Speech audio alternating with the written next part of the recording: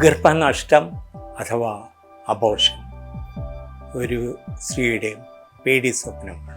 പലപ്പോഴും ഈ ഗർഭനഷ്ടത്തിന് കാരണമായി പറയുന്നത് സ്ത്രീ ബീജത്തിൻ്റെ ആരോഗ്യകരമായ അവസ്ഥയോ പുരുഷ ബീജത്തിൻ്റെ ആരോഗ്യകരമായ സ്ഥിതിയോ ഒക്കെ ആകാം. ഹോർമോണുകളിലെ സംതുലനാവസ്ഥ ഒരു പ്രധാന കാരണമാണ്. പലപ്പോഴും കുഞ്ഞിൻ്റെ ജന്മാവസ്ഥയിലുള്ള തകരാറുകൾ, ക്രോമോസോമുകളുടെ തകരാറുകൾ, അവയൊക്കെ ഗർഭനഷ്ടത്തിന് ഇടയാക്കി വരും. ഈ സ്ത്രീയുടെ മാനസികാവസ്ഥ പ്രധാനപ്പെട്ട ഒരു കാര്യമാണ്. സെക്ഷലി ട്രാൻസ്മിറ്റഡ് ഡിസീസുകൾ അല്ലെങ്കിൽ ലൈംഗിക ബന്ധത്തിലൂടെ ഉണ്ടാകുന്ന അസുഖങ്ങൾ, ഗുരുതരമായ അമ്മയുടെ രോഗങ്ങൾ, ഇവയൊക്കെ പലപ്പോഴും കുഞ്ഞിൻ്റെ വളർച്ചയ്ക്ക് വിഘാതമായി കഴിയാം.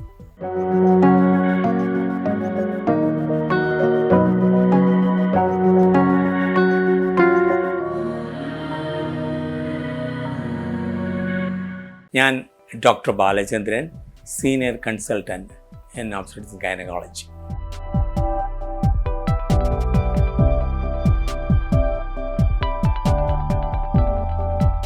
കോട്ടയത്തെ മെഡിക്കൽ കോളേജിലെ മുൻ സൂപ്രണ്ടായിരുന്നു. ഇപ്പോൾ വെൽഫാസ്റ്റ് ഹോസ്പിറ്റലിൽ പ്രവർത്തിക്കുന്നു.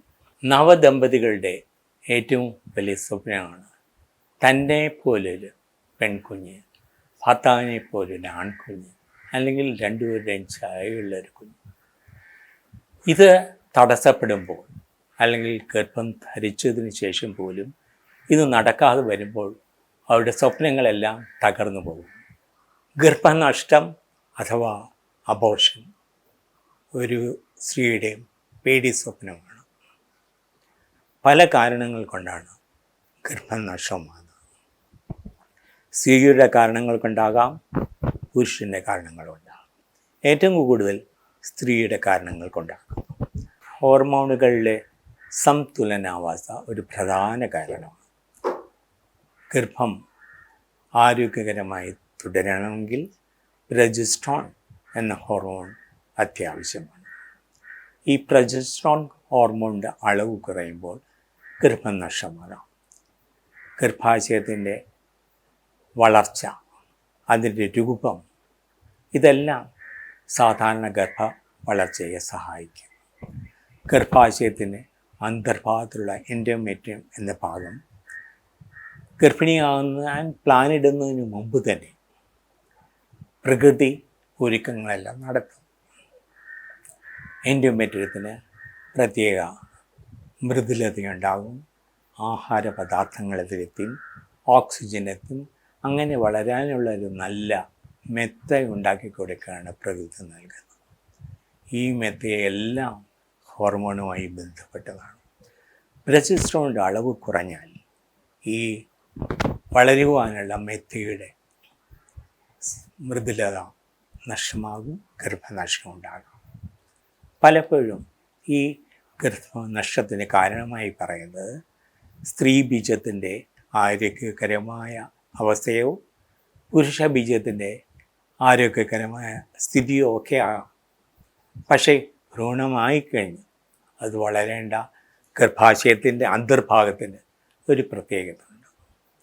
ഇതെപ്പോഴും വളരെ പ്രധാനപ്പെട്ടതാണ്. ഗർഭാശയത്തിൻ്റെ അന്തർഭാഗം കൂടാതെ ഗർഭം വളരുമ്പോൾ ഈ കുഞ്ഞിൻ്റെ വളർച്ചയനുസരിച്ച്, വികാസമനുസരിച്ച് ഗർഭാശയത്തിനെ പിടിച്ചു നിർത്തുവാനുള്ള കഴിവും ഈ ഹോർമോണുകൾ നൽകും. ഇതുകൂടാതെ ഗർഭാശയ കണ്ഡത്തിനും ഒരു പ്രധാന റോളുണ്ട്. ഈ കുഞ്ഞ് വളരുമ്പോൾ ഗർഭാശയ കണ്ഡം വികസിച്ചു പോയാൽ തുടർച്ചയായ ഗർഭനഷ്ടത്തിനും കാരണമാകും. ഇതൊക്കെ കൂടാതെ സ്ത്രീക്കുണ്ടാകുന്ന രോഗങ്ങൾ, ആ രോഗങ്ങൾ കുഞ്ഞിനെ ആക്രമിക്കുന്നത്, പലപ്പോഴും കുഞ്ഞിൻ്റെ വളർച്ച നിലച്ചു പോകുന്നത്, ഇതൊക്കെ ഗർഭാശയത്തിനുള്ളിൽ വെച്ച് ഗർഭത്തിന് വളർച്ച തകരാറ് ആക്കാം. വളർച്ചയുടെ കാലഘട്ടത്തിൽ ഇത് പലപ്പോഴും സാധാരണ വ്യത്യസ്തമായി വളരാം. ഗർഭാശയത്തിന് നടുക്കൊരു തടസ്സമുണ്ടാകാം. പലപ്പോഴും ഗർഭാശയത്തിനുള്ളിൽ ചില മുഴകളുണ്ടാകാം. ഇതൊക്കെ ഗർഭം നഷ്ടമാകുന്നതിന് കാരണമാകാം. ഹോർമോണുകളുടെ അളവ് നമുക്ക് കൃത്യമായി മനസ്സിലാക്കാൻ കഴിയും. അത് കണ്ടെത്തി കുറവുണ്ടെങ്കിൽ പരിഹരിച്ചാൽ ആദ്യ കാലഘട്ടത്തിൽ തന്നെ ഗർഭനഷ്ടം ഒഴിവാക്കാൻ കഴിയും. ഞാൻ പറഞ്ഞതിന് അപ്പുറത്തേക്ക് ചിലപ്പോഴും ഈ സ്ത്രീയുടെ മാനസികാവസ്ഥ പ്രധാനപ്പെട്ട ഒരു കാര്യമാണ്. ഒരിക്കൽ ഗർഭം നഷ്ടപ്പെടുന്ന ഒരു സ്ത്രീക്ക് വളരെ വിഷമം ഉണ്ടാക്കുന്ന കാര്യമാണെങ്കിലും രണ്ടാമത്തെ ഗർഭനഷ്ടത്തോടുകൂടി അവളുടെ മനസ്സ് കൂടുതൽ സംഘർഷങ്ങളിൽ ഏർപ്പെടും. മൂന്നാമത്തെ ഗർഭനഷ്ടം അവർക്ക് സഹിക്കാൻ കഴിയുന്നതിന് അപ്പുറമാകും. നാലാമത്തേത് അവരെ മാനസിക നിലനില തകരാറിലാക്കാം. അതുകൊണ്ട് സ്നേഹമുള്ള ഒരു ഡോക്ടർ അവരെ ഈ കാര്യങ്ങളെല്ലാം പറഞ്ഞ് മനസ്സിലാക്കി അതിന് ചികിത്സ കൃത്യമായി നൽകുന്നുണ്ട്. ഇത്തവണ മറ്റ് കുഴപ്പങ്ങളൊന്നുമില്ല, കുഴപ്പങ്ങളെല്ലാം നമ്മൾ പരിഹരിച്ചു കഴിഞ്ഞു എന്നുറപ്പ് നൽകുക. കൃത്യമായി പരിഹരിച്ചതിന് ശേഷം വേണം നൽകാൻ. അവർക്ക് കൃത്യമായി മാനസിക നില നേരെയാക്കാൻ കഴിയും. ഗർഭാശയത്തിനുള്ളിൽ കുഞ്ഞ് വളരുന്നത് പലപ്പോഴും നിരീക്ഷിച്ചു കൊണ്ടേയിരിക്കുന്ന ഒരു കാര്യമാണ്. പ്രത്യേകിച്ച് പല പ്രാവശ്യം ഗർഭനഷ്ടമുള്ള ഒരു സ്ത്രീക്ക് വളർച്ചയുടെ പല കാലഘട്ടത്തിൽ കുഞ്ഞിൻ്റെ തല, ഉടൽ, ശരീരത്തിനുള്ളിൽ അവയവങ്ങൾ സ്കാനിങ്ങിൽ കൂടെ മനസ്സിലാക്കുകയും രക്തയോട്ടം മനസ്സിലാക്കാനുള്ള ഡോപ്ലർ പരിശോധന നടത്തുകയും ചെയ്താൽ ഏതെങ്കിലും സമയത്ത് കുഞ്ഞിന് വളർച്ചയ്ക്ക് വിഘാതം ഉണ്ടാകുന്നെങ്കിൽ അത് ശരിയാക്കാൻ അറിവുള്ള ഒരു ഡോക്ടർക്ക് കഴിയും. പലപ്പോഴും കുഞ്ഞിൻ്റെ ജന്മാവസ്ഥയിലുള്ള തകരാറുകൾ, ക്രോമോസോമുകളുടെ തകരാറുകൾ, അവയൊക്കെ ഗർഭനഷ്ടത്തിന് ഇടയാക്കിയേക്കാം. പുരുഷ ബീജത്തിനെ കുറിച്ച് പറഞ്ഞപ്പോൾ പുരുഷ ബീജത്തിൻ്റെ ആരോഗ്യകരമായ അവസ്ഥ ഭ്രൂണമുണ്ടാക്കുന്നതിൽ ഒരു പ്രധാന കാര്യമാണ്. സ്ത്രീ ബീജത്തിൻ്റെയും ആരോഗ്യകരമായ അവസ്ഥ ഒരു പ്രധാന കാര്യമാണ്. ഇവയെല്ലാം ശരിയായിരിക്കുമ്പോൾ ഹോർമോൺ അളവ് ശരീരത്തിൽ കൃത്യമായി വളർന്നുകൊണ്ടിരിക്കുമ്പോഴും മാത്രമേ രക്തഓട്ടം ഗർഭാശയത്തിനുള്ളിൽ കൃത്യമായി എത്തുമ്പോഴും കുഞ്ഞിൻ്റെ വളർച്ച വിഘാതമില്ലാതെ മുന്നോട്ട് പോകും. കുഞ്ഞിൻ്റെ അമ്മയ്ക്കുണ്ടാകുന്ന രോഗങ്ങൾ, പ്രത്യേകിച്ച് ക്ലമീഡിയ, പലതരത്തിലുള്ള രോഗങ്ങളും കുഞ്ഞിൻ്റെ വളർച്ചയിൽ വിഘാതങ്ങൾ ഉണ്ടാക്കാം.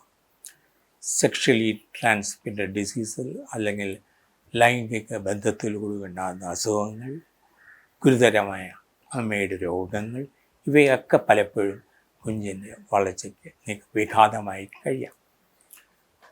ഗർഭിണി ഡോക്ടറുടെ ഉപദേശമില്ലാതെ കഴിക്കുന്ന ചില മരുന്നുകൾ കുഞ്ഞിൻ്റെ വളർച്ചയ്ക്ക് തടസ്സമാകാം. അതുകൊണ്ട് പരിശോധിക്കുന്ന ഡോക്ടർ സാധാരണ ഗർഭിണികളെ നോക്കുന്നതിന് കൂടുതൽ പ്രാവശ്യം ഇത്തരം ഗർഭനഷ്ടമുള്ള സ്ത്രീകളെ കാണേണ്ടതുണ്ട്. ഓരോ പ്രാവശ്യം കാണുമ്പോഴും സാധാരണ ഒരു ഗർഭിണിക്ക് ഉണ്ടാകുന്ന കുഞ്ഞിൻ്റെ വളർച്ചയുമായിട്ട് താരതമ്യപ്പെടുത്തി കൃത്യമായിട്ടാണോ മുന്നോട്ട് പോകുന്നത് മനസ്സിലാക്കി അത് അമ്മയോടുകൂടി പറഞ്ഞു കൊടുക്കുന്നത് വളരെ പ്രധാനപ്പെട്ട ഒരു കാര്യമാണ്. രക്തഓട്ടത്തിൻ്റെ അളവ് മനസ്സിലാക്കാൻ ഡോപ്ലർ പരിശോധന കൃത്യമായി സഹായിക്കും. കുഞ്ഞിൻ്റെ ഉള്ളിലേക്കുള്ള രക്ത ഓട്ടം, യൂട്രസിലേക്കുള്ള രക്തസംക്രമണം, ഇതെല്ലാം കൃത്യമായി പരിശോധിച്ചാൽ കുഞ്ഞിന് ഏതെങ്കിലും ദോഷമുണ്ടാകും എന്ന് മനസ്സിലാക്കാൻ ഒരു ഡോക്ടർക്ക് കഴിയും. ഇതൊക്കെ കൂടാതെ കുഞ്ഞിൻ്റെ ഹൃദയചലനങ്ങൾ, കൃത്യമായ ഹൃദയചലനങ്ങൾ 95% ആരോഗ്യമുള്ള ഒരു കുഞ്ഞിൻ്റെ പ്രധാനപ്പെട്ട ലക്ഷണമാണ്. എന്നാൽ രക്തഓട്ടം കുറഞ്ഞാൽ ഈ ഹൃദയചലനത്തെ ബാധിക്കുകയും യൂട്രസിൻ്റെ ചലനത്തിനനുസരിച്ച് ഈ ഹൃദയചലനത്തിൻ്റെ മാറ്റങ്ങൾ ഉണ്ടാവുകയും ചെയ്യും. ഇതൊക്കെ ഡോപ്ലർ പരിശോധനയിലൂടെയും രക്തഓട്ടത്തിൻ്റെ അളവും മനസ്സിലാക്കി ഡോക്ടർ വേണ്ട രീതിയിൽ പ്രവർത്തിക്കാൻ കഴിയും. Meditales. Do like, share and subscribe to Meditales. Follow us on Facebook, Instagram, WhatsApp, Threads and X.